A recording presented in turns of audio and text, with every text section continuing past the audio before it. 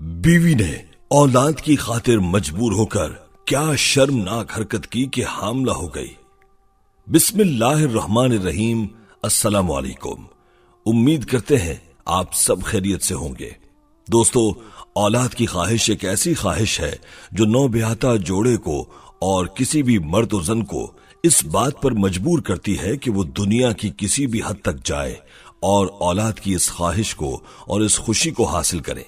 लेकिन नाजरीन गिरामी, एक औरत जो कि अपनी औलाद की इस ख्वाहिश को पूरा करने के लिए घर पर मौजूद एक जानवर के साथ जिनसी ताल्लुक कायम कर ले, आखिर ऐसा करने की वजह क्या बनी?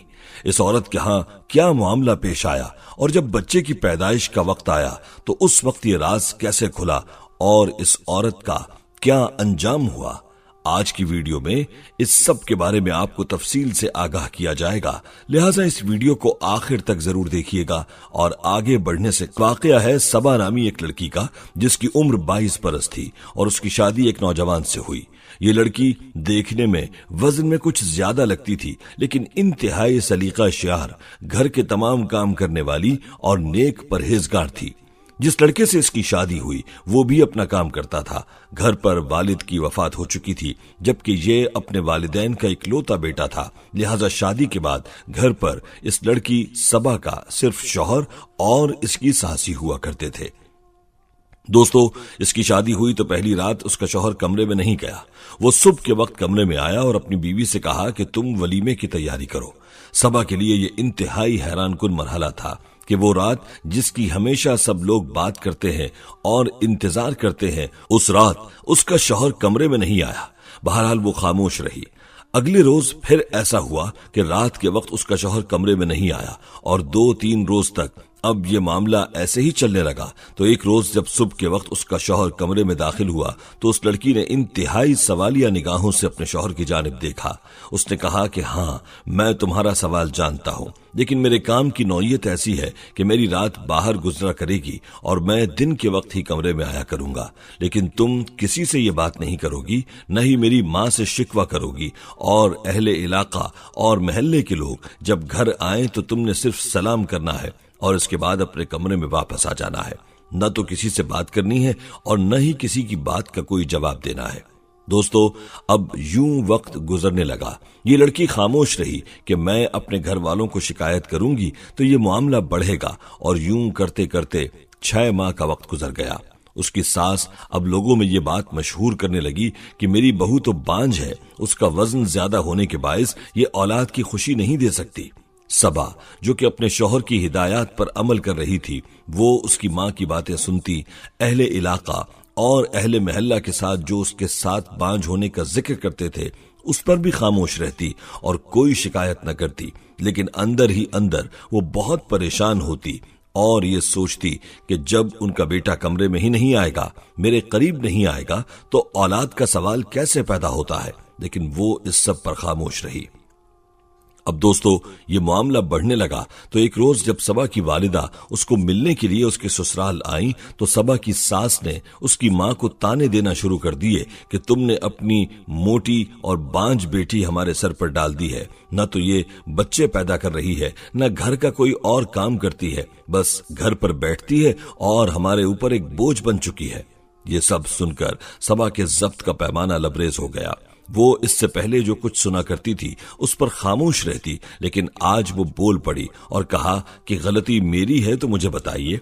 आपका बेटा मेरे करीब नहीं आता, दिन में घर पर आता है और जो वक्त वो घर पर देता है उसमें भी ज्यादा वक्त वो आपके करीब रहता है। फिर शाम में वो जल्दी खाना खाकर घर से बाहर चला जाता है।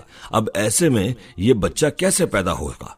ये सुनकर उसकी सास ने कहा कि तुम झूठ बोल रही हो। मैंने कई बार तुम्हारे कमरे में रात को अपने बेटे को जाते देखा है। मैं ये जानती हूँ कि उसके काम की नौयत ऐसी है कि वो रात देर से घर आता है, लेकिन इसका हरगिज ये मतलब नहीं कि वो बिल्कुल ही तुम्हारे पास नहीं आता। और अगर ऐसा है तो ये बताओ कि जिसको मैंने तुम्हारे कमरे में जाते देखा वो कौन था? दोस्तों, जब बांझ होने के बाद अब उस पर बद किरदार होने का भी इल्जाम लगाया जाने लगा तो सबा खामोश हो गई। अलबत्ता उसको अपने जिस्म के अंदर कुछ तब्दीली महसूस होने लगी थी। सबा की सास ने यह कहना शुरू कर दिया कि तुम तो माँ बनने वाली हो, लेकिन तुम ये कहती हो कि मेरा बेटा तुम्हारे करीब नहीं आता, तो बताओ फिर ये बच्चा किसका है? सबा भी इस मामले पर बड़ी परेशान हुई। दोस्तों, इस मामले पर वावेला शुरू हो गया। सबा का शौहर घर आया तो उसने सारी हकीकत खुलकर बताई कि दरअसल मसला सबा में नहीं बल्कि मुझ में है। मैं बांझ हूं, मैं अपना इलाज करवा रहा था और इसीलिए मैंने अपनी बीवी से ये वादा कर रखा था कि मैं न तो उसके करीब आऊंगा और न ये 1 साल तक कुछ कहेगी, ये खामोश रहेगी। इसने ऐसा ही किया और अब कुछ ही वक्त रह गया था। लेकिन परेशान कुन बात यह है कि जब मैं इसके करीब नहीं गया और सिर्फ 3 से 4 मरतबा मैं कमरे में रात के वक्त दाखिल हुआ, जब अपने नफ्स पर काबू न रख सका, लेकिन मैंने इसके जिस्म को छुआ तक नहीं, तो सवाल ये पैदा होता है कि अब ये माँ कैसे बनने वाली है। दोस्तों, फौरी तौर पर उसे अस्पताल ले जाया गया, उसके टेस्ट करवाए गए और डॉक्टर्स ने यह बताया कि ये माँ तो बनने वाली है, लेकिन बच्चा इंतहाई अजीबुल खलकत है। ये महसूस होता है कि ये इंसानी बच्चा नहीं बल्कि इसका ताल्लुक किसी और मखलूक से है। दोस्तों, ये मामला इतना परेशान कुन था कि बात तलाक तक तो आ पहुंची, लेकिन उससे पहले इस सवाल का जवाब जानना भी जरूरी था कि आखिर ये बच्चा था किसका। मेडिकल साइंस की जानिब से तो इसका कोई जवाब नहीं दिया जा रहा था। अलबत्ता जब दम दुरूद और ऐसे मामलात की तरफ जाने की कोशिश की गई तो पता चला कि उनके घर में एक गधा मौजूद था और उस गधे पर एक जिन का साया था। जब रात के वक्त सबा का शौहर घर पर नहीं होता था और वो सारी रात परेशानी के आलम में गुजारा करती और अक्सर औकात रोया करती थी तो बाहर सहन में आकर बैठ जाया करती। ऐसे में इस जिन ने इसकी आवाज सुनी जो इस गधे पर मौजूद था और फिर वो ऐसी सूरत इख्तियार करके रात गए उसके कमरे में दाखिल होता और उसके साथ जिनसी ताल्लुक कायम करता, जिसके नतीजे में यह हामला हुई और यह बच्चा कोई इंसानी बच्चा नहीं बल्कि जिन का बच्चा बताया जाता है। फौरी तौर पर दम और अमल का सिलसिला शुरू हुआ और ये सबा जिस बच्चे को अपने पेट में लिए हुए थी उसको गिराना मकसूद था और आखिरकार वो इसमें कामयाब हो गए। 1 साल का अरसा गुजरा तो सबा के शौहर का इलाज मुकम्मल हो चुका था। अब इन दोनों ने आपस में जिनसी ताल्लुक कायम किया, नई जिंदगी का आगाज किया तो बहुत जल्द अल्लाह रब्बुल आलमीन ने उन्हें औलाद की खुशखबरी दी और नेमत से नवाज दिया।